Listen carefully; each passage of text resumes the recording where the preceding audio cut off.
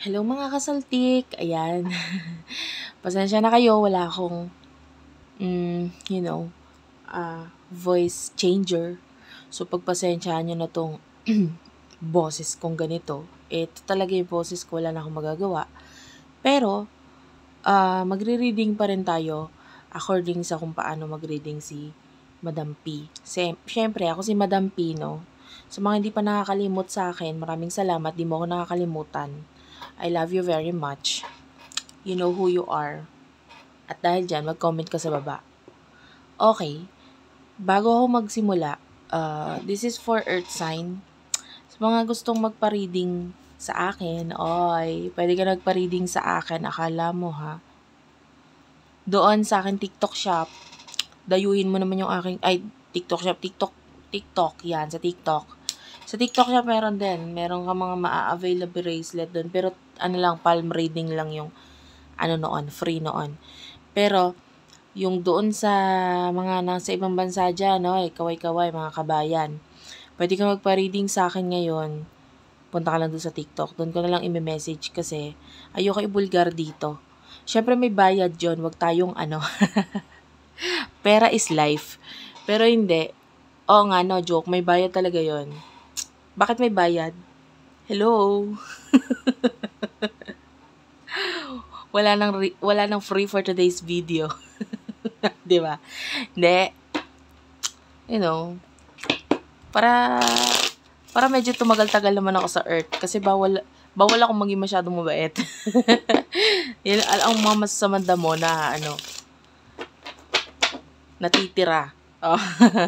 Pero hindi naman sinabing masama akong damo. Pero yung masyadong mababait, sila na yung mga nauuna. Ayoko masyadong maging mabait, okay? So, kailangan talaga natin ng pera, okay? So, Earth sign, nagkaintindihan na tayo? Okay? Gets. Start na natin ang reading. Pasensya mo na talaga yung boses ko. Kung hindi ka natutuwa, bahala ka sa buhay mo. Pwede ka mag-next video, okay? Yung matinong reading ng Earth sign nandun sa Unicorn Princess Tarot, pwede mo yung check. Libre lang. Yon ang libre, diba? Comment naman kayo dyan. So, wait lang ha. Sinusulat ko lang yung baka kasi malimutan ko eh. Para di ko malimutan yung nire-reading ko. Sitwasyon ni Earth sign ngayon para sa mga kasaltik natin dyan. The truth is here. Hindi ko ito kukunin masyadong marami. Wait lang. Truth, completion, and confusion. May nakita tayo ditong new beginning sa'yo ngayon. New beginning, so bagong nangyayari sa'yo ngayon. Na parang, hindi mo alam kung ano yung totoo. Hindi mo alam kung sasabihin mo yung totoo. Alam mo yun, yung parang, ano ka ba?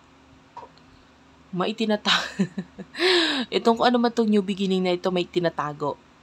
Diba? Sana all may tinatago. Tapos hindi pa pwedeng malaman. Tapos yun sa'yo, parang, pabago-bago ka ng statement. Bakit pabago-bago ka ng statement? Yung ba sa inyo kung ano man itong new beginning na ito, pabago-bago yung mga sinasabi mo. Kasi depende ito sa mga bagay na yung iba pwedeng sasabi na totoo, yung iba pwedeng sinungaling, bahala ka na. Basta sa'yo ngayon, nakikita natin kung gaano kakagaling magpalusot. Diba? Kung ano man yung new beginning na yan, napakagaling mo magpalusot. Sarap mong, ang sarap mong, ganunin, paluin. Ngayon, Earth sign. Ano yung mga messages sa'yo? Mga messages for Earth sign. Messages for Earth sign. Guilty ka ngayon. Iba sa inyo, gumagawa ng kalokohan. Guilty. Hindi mo alam kung anong gagawin mo. Nahirapan ka. Isip ka ng isip sa mga kung ano man yung, ano ba naman kasi yung pinasok mo? Earth sign. Nakikita natin ngayon, medyo mas lumalakas yung iyong powers, 'di ba? And yung powers mo na yan, ginagamit mo ng husto ngayon, Pero in the past, hindi mo ginamit, may pagkasyunga-syunga yung ibang earth sign in the past, o ano, kasalanan mo, nagpakasyunga ka. Yung iba sa inyo with the past, o nagkakaroon ng sufferings, problema sa mga bagay na, yan, this is showing as a tower eh. So, may mga bagay na, umano sa'yo, sumampal sa'yo, gumising sa'yo sa katotohanan, ang sarap mong tuktukan, ganon. Tapos, tell me about earth sign, please. Diba? So, may mga bagay kang bagong bagay na pinag-iisipan ngayon. O, diba?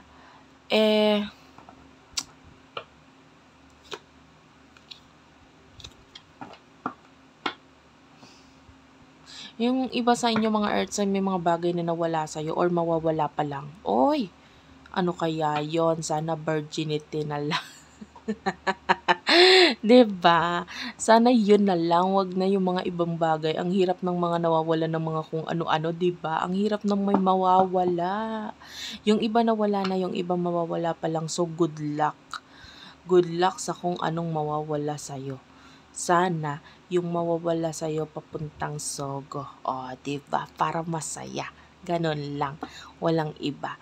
Pero anyway, by the way, sa mga hindi ngayon ako mag-aano sa'yo. Ngayon ako magbibigay ng warning. This is tarot reading, pero medyo, medyo happy vibes lang. Sabihin natin ganun. Happy vibes lang. So, kung nag-expect ka ng seryosong reading, ayaw mo na ganitong reading, doon ka sa kabilang channel, ha? Kasi itong channel na ito, medyo, mga may saltik yung mga nanonood dito. Okay? Yan. So, yung kita mo, nasa 33,000 yung mga may saltik ngayon. Hello! 33,800. So, yan yung mga may saltik for today's video. Okay? So, ano yung tawag dito? Ano yung messages sa earth sign?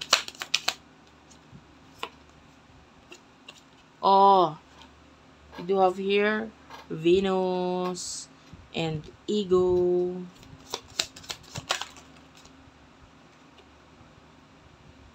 Ancestor guides and integration. Clarify natin.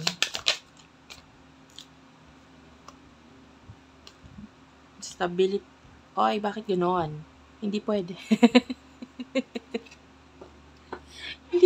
Hindi pwede maging masaya si earth sign. Hindi. Earth sign. May nakikita akong offer na paparating sa'yo, no? Dito sa taong medyo mataas ang ego, etc. Ano siya?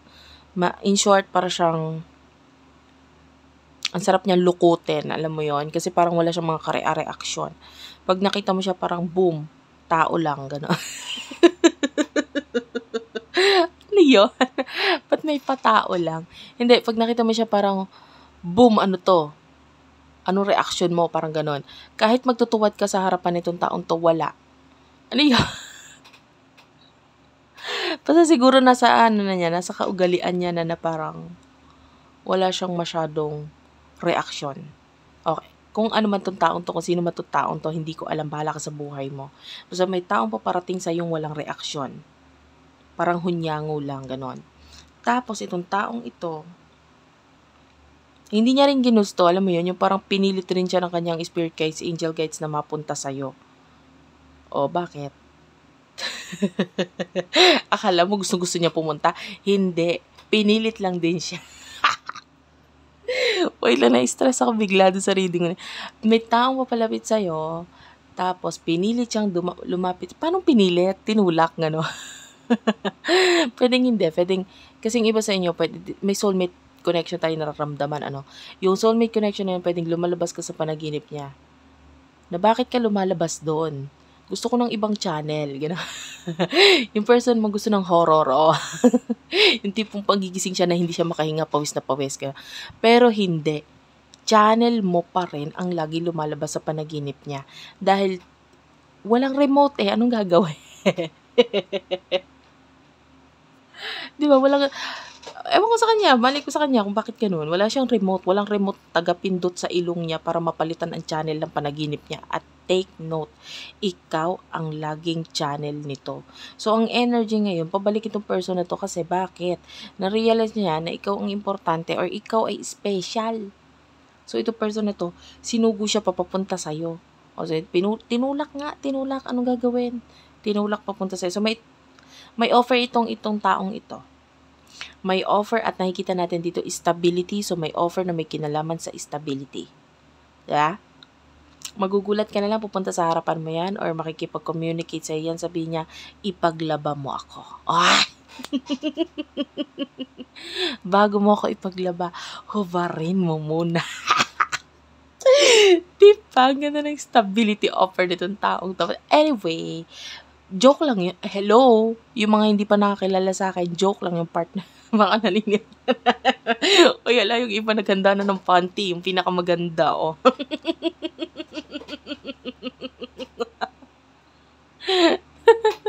Diba? Hindi, joke lang yun, ha. Guys, wag tayong rated SPG. Striktong patnubay ng mga gurang ang kailangan dito, okay?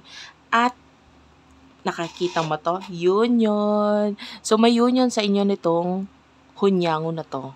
Okay? And, so, may offer siya na may kinalaman sa pera or stability. Tapos, aray ko, wait lang, ha? Wait lang, hindi ako natutuwa dito. O, diba? Langgam. Kinagat ako. Pinatay ko siya para siya sa buhay niya. Oh, langgam, anong reaction mo? Napatay ka. Oh, wala, diba? Oh, anyway, wala lang, nasingit ko lang. Bakit ba? So, what will happen in the future sa'yo? For earth sign. Okay, for earth sign. Ay, tsaka na ako magboboses ng alam mo naman, yung dating usual na boses ni Madam P. Wait lang, ha. Pagpasensya. Eto na muna, magkasya ka na dito. Magkasya ka na sa boses ko. You do have your open, received, and air, and Gemini, Libra, Aquarius. Oh, tanggapin mo. Ayun, in the near future, kung naman tong offer na to, tanggapin mo. Wala kang choice. Wala kang choice. Di ba? Wala kang choice. Kailangan mo maglaba. Nakita mo yung towel. Oh.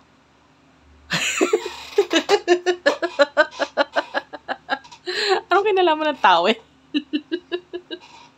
Labahin yan. Bakit? Kasama yan sa lalabhan yung towel. Oh. Hindi. Etong taong to, kung ano man itong new beginning na to with the ace na ito, tanggapin mo, huwag mo nang pag-isipan, wala nang patumpik-tumpik pa. There's an offer na dadating sa iyo mula dito sa taong to, yan nakakita dito ng kandila. Diba?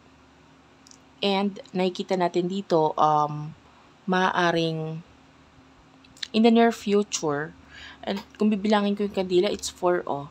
So, ito ay nagpapakita as number 4 sa numerology. It's about stability nga, na offer sa iyo nitong taong ito. And with the self-care, I feel like kailangan mong mahalin din yung sarili mo in the near future. Pwede ka magpakipot ng may pagpapakipot ng konti, may pagpapakipot, akala mo ang sikip-sikip. Oh, but anyway, yung iba sa inyo, maybe kailangan mo talaga siyang tanggapin in a way na kung alam mong okay or magbe-benefit sa'yo, wag ka naman basta buka ng buka. Iba sa inyo, tanggap naman ang tanggap. I-analyze mo rin naman mabuti. Basta may offer na napakaganda for you, and pwedeng kailangan mong analisahin mabuti, and then, grab it. Ay! Ano ang igagrab? Bakit may pag-grab? O, diba? Ayun, self-love is here. Ayun, love yourself. And pwedeng itong taong ito, nandyan siya to help you to love yourself. Oh. Sabi mo sa kanya, dumating ka pa. Tapos, yung pala, dadating ka para, love myself. Akala mo may offer na love mula sa kanya. Hindi, love yourself first. Love yourself first. Oh. Nakakatuwa yung pagdating ng taong to. Anyway, I love you all guys and bye-bye.